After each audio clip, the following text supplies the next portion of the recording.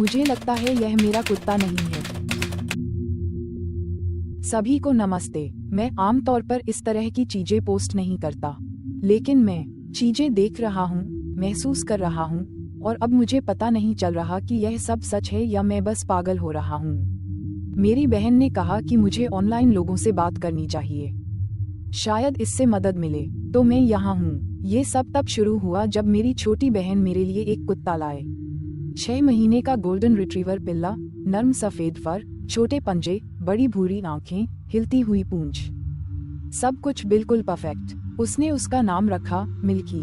मुझे नाम रखने का मौका तक नहीं मिला।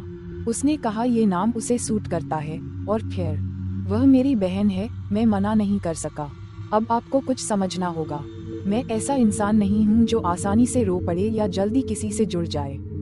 लेकिन मिल्की कुछ अलग था। मेरे घर में कई सालों से कोई गर्मजोशी नहीं थी। जब मैं 12 साल का था, माँ की मौत हो गई थी और मैंने ही अपनी बहन को पाला।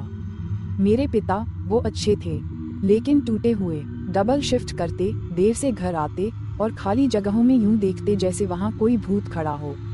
इसलिए घर के सारे काम मैं करता, खाना बनाना, सफाई, बहन का होमवर्क। जब पिता की 3 साल पहले मौत हुई, बहन जल्द ही शादी कर ली और मैं बस पीछे रह गया।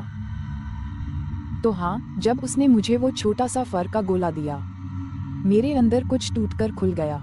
मुझे नहीं पता था कि मुझे इस कुत्ते की कितनी जरूरत थी। 1 महीना बीता और मिल्की जल्दी बड़ा होने लगा। मोटा, खेलता कूदता, हमेशा अपनी पूंछ हिलाता। जब भी मैं घर आता तो दरवाजे की ओर दौड़ता। वह खिड़की के पास बैठकर मेरा इंतजार करता, हर आवाज पर कान खड़े कर देता। जब भी मैं उसे डांटता, वो झुककर लेट जाता, सिर नीचे, पीछे उठी हुई, और आंखों से जैसे माफी मांगता। हर बार मेरा दिल पिघल जाता। मिल्की अब साल भर का हो गया था। मैं सैर पर जाने लगा, मैं जो घर से तभी निकलता जब बहुत जरूरी होता। मैं मिल्की को पार्क ले जाता और उसे पत्तियों या लकड़ी की टहनियों के पीछे भागते देखकर बच्चे की तरह हंसने लगता। कई सालों में पहली बार मैं अकेलेपन के बारे में नहीं सोच रहा था। घर की खामोशी अब मुझे नहीं सताती थी। मिल्की ने हर खाली जगह भर दी थी।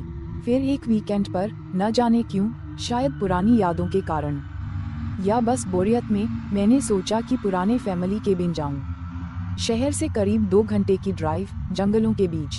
पापा की मौत के बाद मैं कभी नहीं गया था। जब मैंने बहन को बताया तो वो हैरान हुई, लेकिन खुश भी। उसने कहा यह अच्छा होगा, थोड़ी शांति मिलेगी। मैं मिल्की को साथ ले गया। ड्राइव अच्छी थी।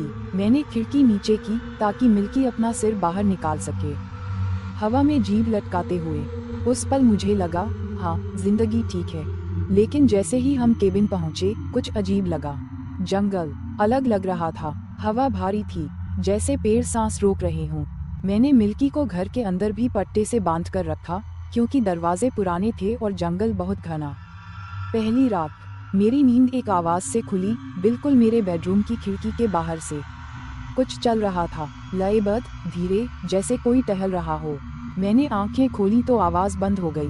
पहले सोचा हवा होगी, लेकिन मिल्की भी जाग चुका था, सीधा खड़ा, कान तने, खिड़की को घूर रहा था। मैंने हंसकर टालने की कोशिश की, पर दिल देर तक धड़कता रहा। सुबह उठकर देखा, मेरे पेट में मरोड़ उठ गई।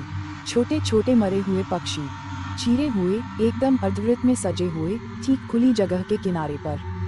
बिखरे नहीं, सजे हुए, जैसे किसी ने या किसी चीज ने सीमा तय की हो। उस रात मैं नहीं सोया, बस सुनता रहा, और जब लगा कि वो आवाजें एक बार की बात थी, मैं गलत था। फिर वही आवाजें, जैसे कोई पैरों को घसीट रहा हो, लेकिन इस बार आवाज खिड़की से नहीं, रसोई से आई। मैंने टॉर्च उठाई, धीरे से दरवाजा खोला।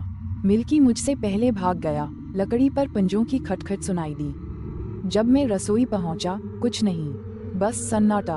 पर जैसे ही मैंने मिल्की को उठाया और मुड़ा, मैं जम गया। खिड़की के पार 2 लाल, चमकती आंखें, बहुत ऊपर, किसी इंसान की ऊंचाई पर, स्थिर। मैंने हिलने की हिम्मत नहीं की, सांस भी नहीं ली। तभी मिल्की ने मेरा हाथ काटा, हल्के से, बस इतना कि मैं होश में आ जाऊं। उसने भौंका और वे आंखें हिली, नीचे की ओर, उसकी ओर, और रुक गईं। मैंने उसका चेहरा अपने हाथ से ढक लिया, बिना पीछे देखे। दरवाजा पट से बंद किया। सारी रात नहीं सोया।